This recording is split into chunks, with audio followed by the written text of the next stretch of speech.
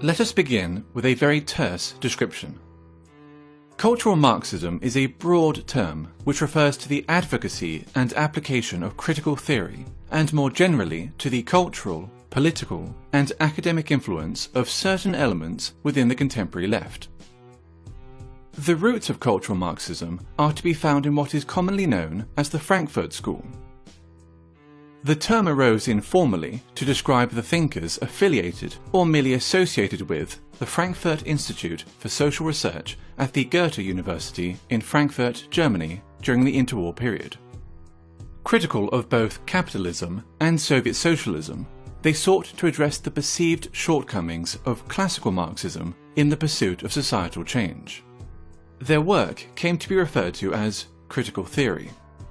Defining or categorizing critical theory is exceptionally difficult, for it pertains to a broad, almost disparate set of ideas, individuals, and approaches.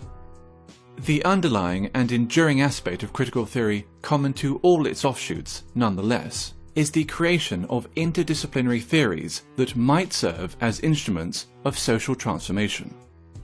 During the 1960s, the Frankfurt School critical theory gained traction with some segments of the left-wing and leftist thought in both Europe and North America. Today, its influence is felt throughout Western academia, dominating the social sciences and humanities. Gender studies and whiteness studies being two such examples. One of the most influential critical theorists and an original member of the Frankfurt School was Herbert Marcuse. A cursory glance at any paragraph written by Marcuse will set alarm bells ringing for anyone even remotely familiar with the current culture of intolerance on college and university campuses. Consider the following passage from his 1965 essay, Repressive Tolerance. The small and powerless minorities which struggle against the false consciousness and its beneficiaries must be helped. Their continued existence is more important than the preservation of abused rights and liberties, which grant constitutional powers to those who oppress these minorities. Social justice, feminism, neo-progressivism, and post-colonialism, to name but a few, are all movements inspired by or born out of critical theory, and thus all come under the umbrella of cultural Marxism. Be it gender, sexual orientation, family, race, culture, or religion, every aspect of a person's identity is to be questioned, every norm or standard in society challenged, and ideally altered in order to benefit supposedly oppressed groups.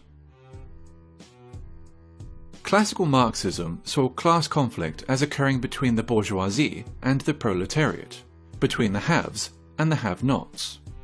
Cultural Marxism views such a conflict as existing between the oppressed and the oppressors, between those with privilege and those without it.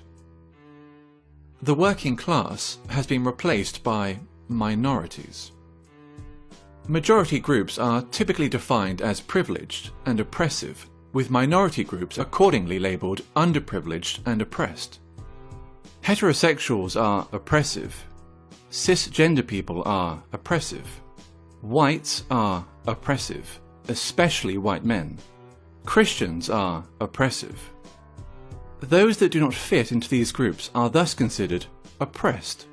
It stands to reason, therefore, that if heterosexuals are oppressors, the solution is to encourage other forms of sexuality. If whites are oppressors, the solution is racial diversity. If cisgender people are oppressors, the solution is to encourage transgenderism. If Christians are oppressors, the solution is to propagate Islam. Theodor Adorno, another original member of the Frankfurt School, wrote a book entitled The Authoritarian Personality, in which he defines parenthood, pride in one's family, Christianity, adherence to traditional gender roles and attitudes towards sex, and the love of one's own country as pathological phenomena. This tendency to pathologize opinions and life patterns, which are not in accordance with its own political ends, is characteristic of cultural Marxism. Differing views are thus described as irrational fears or phobias.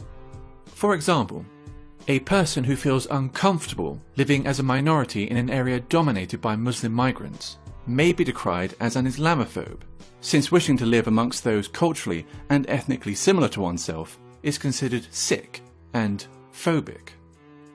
When Pakistani Muslims living in Britain, by contrast, show in-group preference, converting entire sections of a town or city into a mini Pakistan, there is no sickness, no phobia, only multiculturalism. 20 years ago, there were no Pakis here, no one was doing nothing. But now, the Pakis are with a stamp, man, trust, you know what I mean? Now, think 20 years ahead, boy, fuck knows, man, this is going to be Pakistan. Or England, it's going to be Pakistan, man. They're all fucking shipping over. A popular and propagandist manifestation of cultural Marxism is political correctness, in which media channels and social scientists make it a mandatory exercise to do the following. Question common language.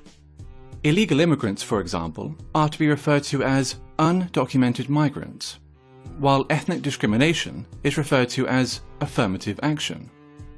Their ambition to define and redefine words can be seen as a means of controlling the discourse and altering cultural norms.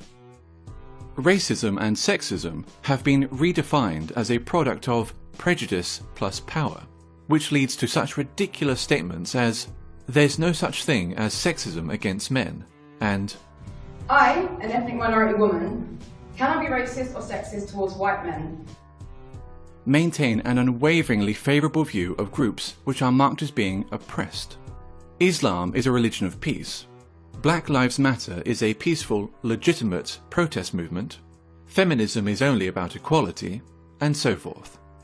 No deviation from the aforementioned narrative will be entertained, ever, nor will criticism. While communism, as Marx envisioned it, offered the resolution of class conflict in a utopian social system, all that cultural Marxism offers is a desolate form of eternal warfare between ever more narrowly defined groups of offended minorities.